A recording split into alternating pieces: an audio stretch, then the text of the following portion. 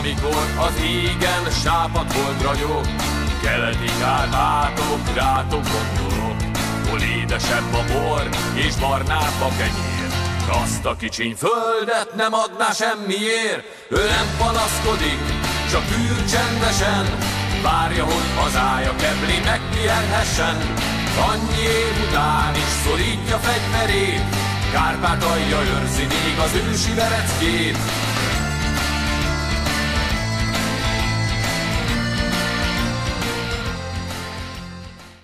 Történelmünket formáló események színhelyére kapaszkodunk, a hazatérés kapujához, a Vereckei Emlékműhöz.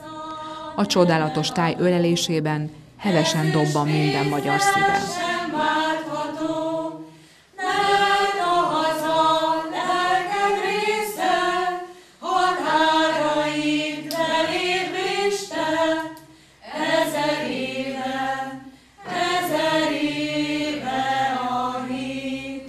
Megérkeztünk, itt vagyunk a Vereckei hágó, hát egyik legszebb pontján, és ugye ide képzelték el 1996-ban a kárpátaljai magyarság képviselői az emlékművet. Hát maga az emlékmű tavaly tavasszal épült csak föl, félbeszakadt az emlékmű építése, körülbelül eddig sikerült felépíteni, tehát az alsó két tömb készült el, meg a következő kettőből körülbelül ennyi.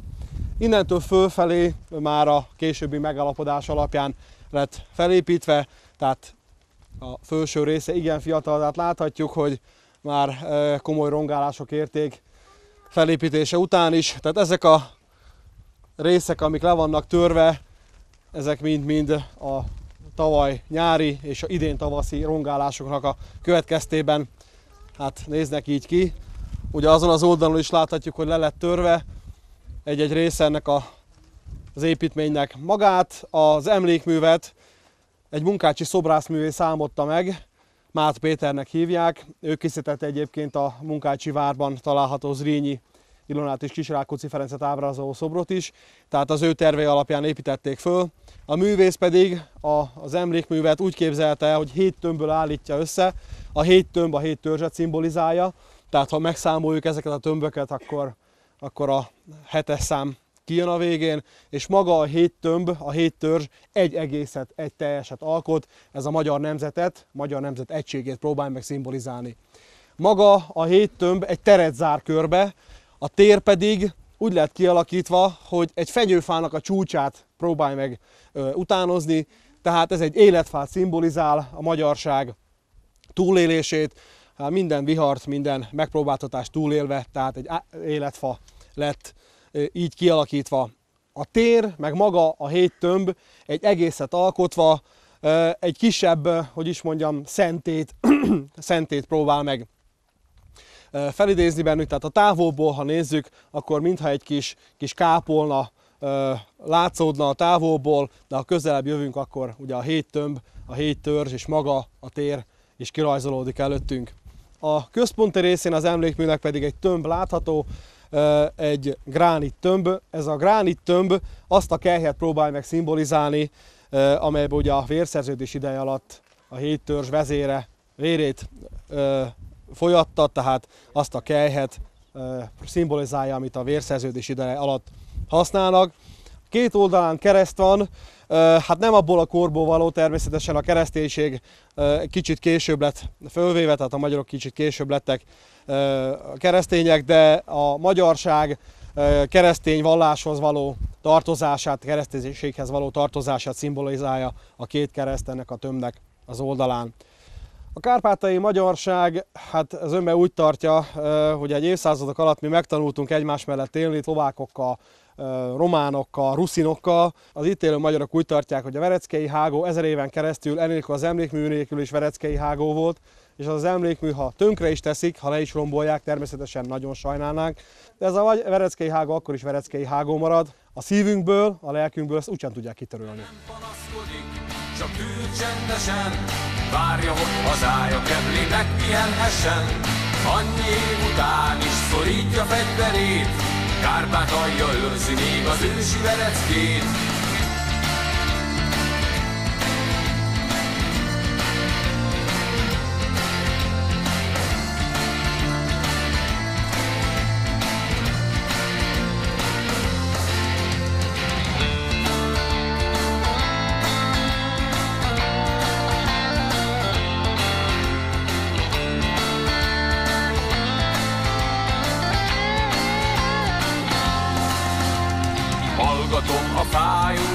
te muzsikát, magam előtt látom a magyar Golgotát.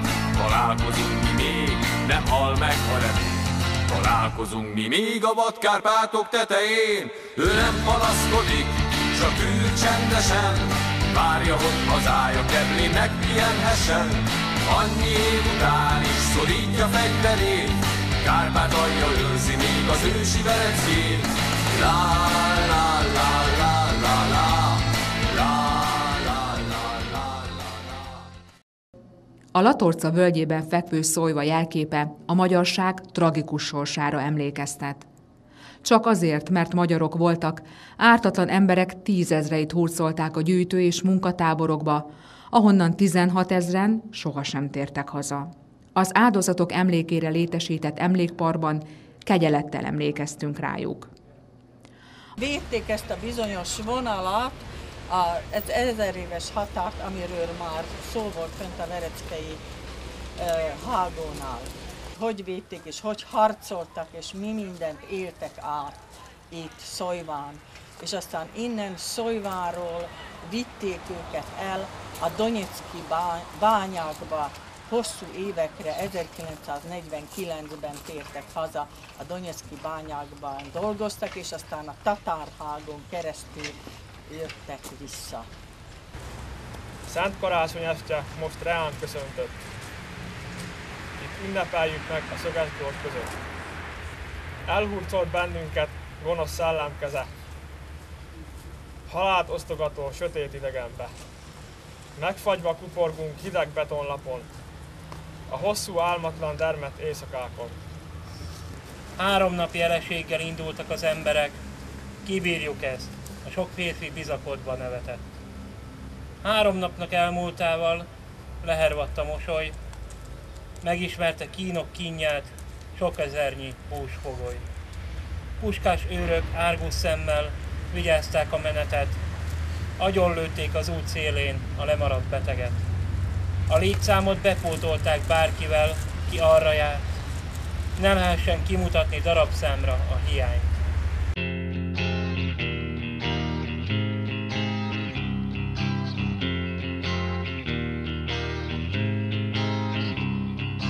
Nem látlak én téged soha, soha, sohasem.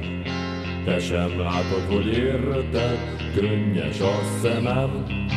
Nevedet hiába mondom, könnyemet hiába ontom, a harcok mezején, valahol tőle távol, ahol majd senki sem gyászolt, halott meg én.